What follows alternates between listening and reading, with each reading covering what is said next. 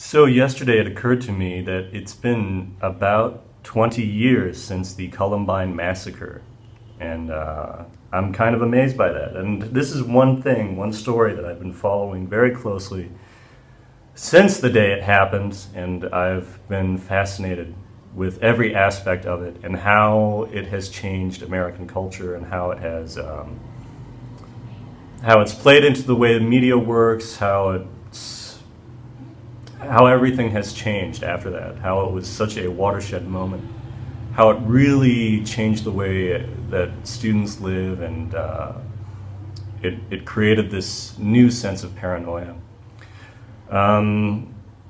Just going off my recollections, just the info and the many documentaries that I've seen and everything, I can say that, as we know, this massacre occurred April 20th, 1999. And it was two high school seniors, Dylan Klebold and Eric Harris, walked into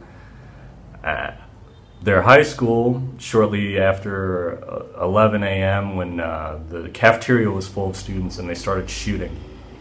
And for about an hour they shot, I think 11 students and a teacher, and then they killed themselves in the library. Even commenting at the end that the thrill was being lost. Someone said, or a witness said, that they just weren't feeling it anymore. After about an hour on their killing rampage, they just lost the energy for it. Gosh, I could go into great detail about that, but I'll begin by talking about my personal experience on that day. And like those kids, I was in high school, and I was just a couple of years younger than them. So I think I must have been at the end of my freshman year in Wisconsin, Eau Claire, Wisconsin. And of course, it being April, it was still winter, you know. But I remember we heard about it in school pretty much right away. It was like towards the end of the day, there was rumors going around the hallways. Yeah, you hear there was a big massacre going on at this school out west. And so I went home, and that's all the media was covering. It was everywhere. It was sensational in a way that we don't sensationalize shootings anymore. The killers' faces were plastered all over the media. They even made the cover of Time magazine, if you can believe it, which is not something we do. Now it's sort of like we get criticism. Or in the most recent shooting case in New Zealand, the Prime Minister has refused to even say the killer's name. And they've censored the media quite a bit. Of course, it's New Zealand, things are a bit different there, but and times have changed. But back in 1999, in America, it was really the enactment of NBK, that is the movie Natural Born Killers, which they titled their massacre after, which, okay, that's totally unoriginal. I mean, come on, guys. Why are these, well, of course it makes sense. These lunatics, these killers are quite unoriginal.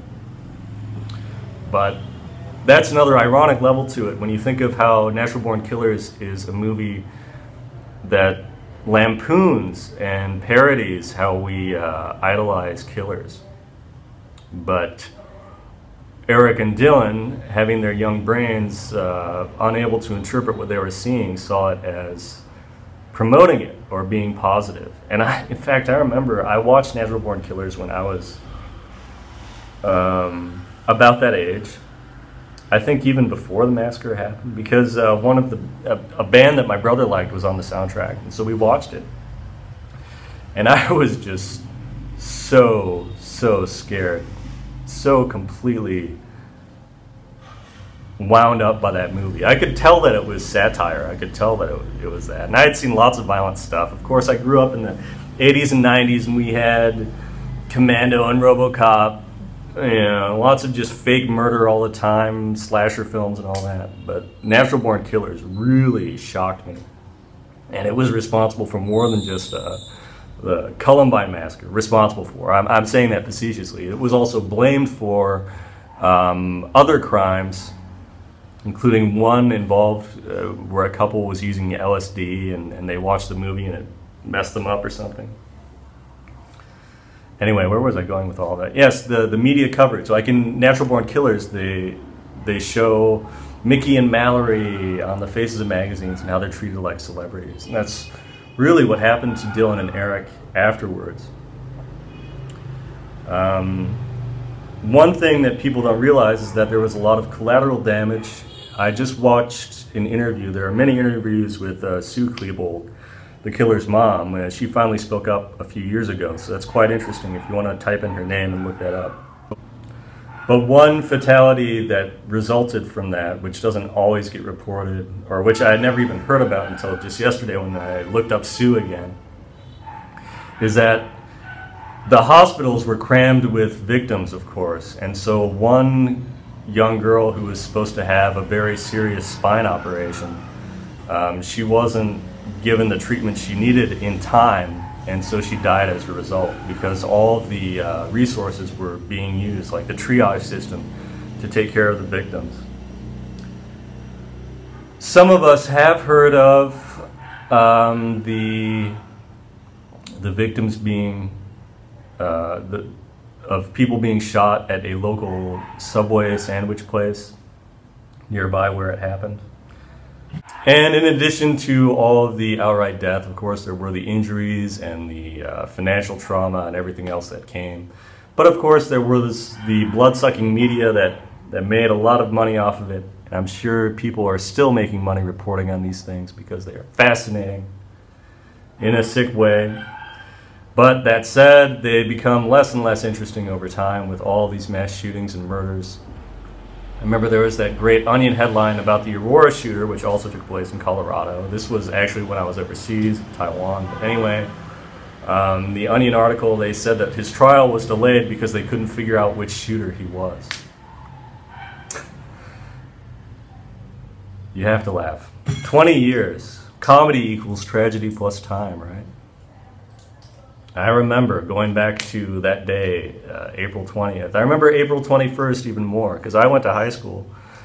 I didn't care, you know, I thought we'll get through it, you know. It doesn't mean no one's going to copy that. I was part of, I guess there was no such clique as like a trenchcoat mafia, but I was certainly part of the people who listened to the same music and wore black.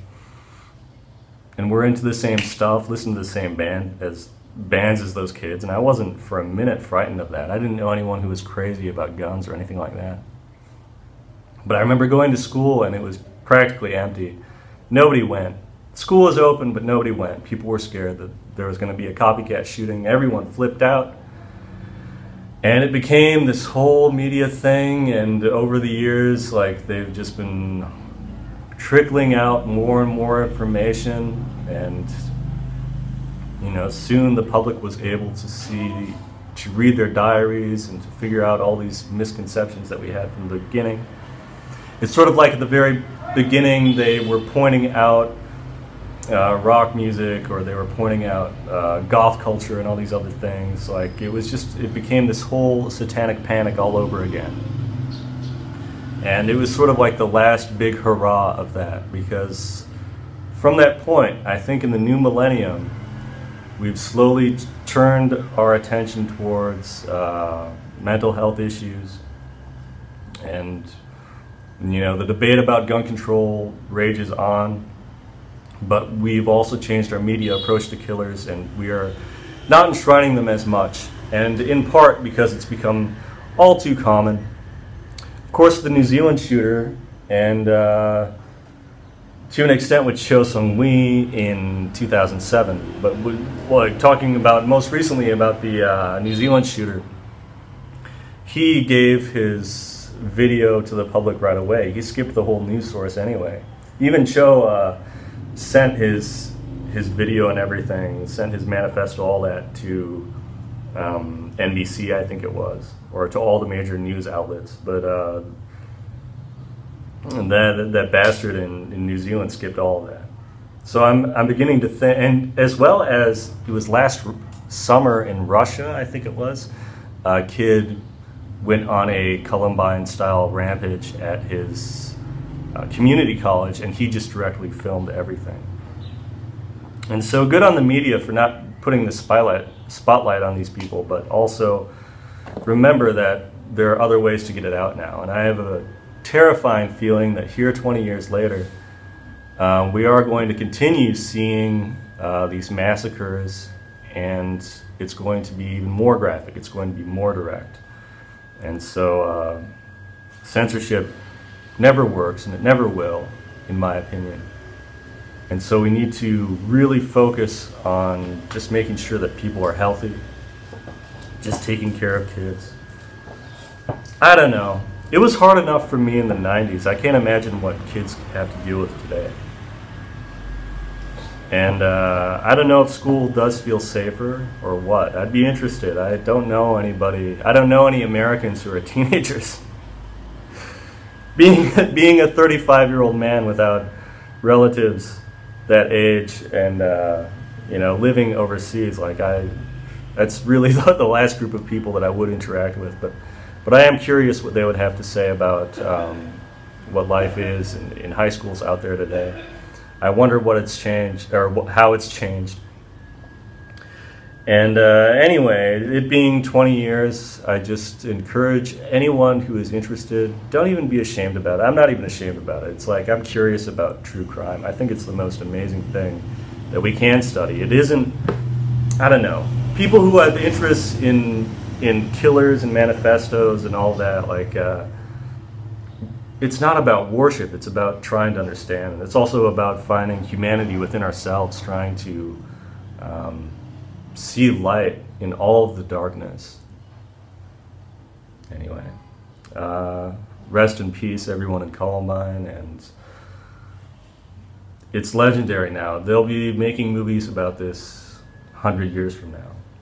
So anyway, we can't help it, but let's learn from it, and let's make sure that people who are suicidal, people who are having these extreme thoughts, you know, for every one of these that happens, there's probably 1,000 cases of someone who is almost to that point, but who gets talked down, or who just has a listening ear. And one great lesson that Sue Klebold gives, talking about her son, is that instead of trying to fix things, she should have just listened.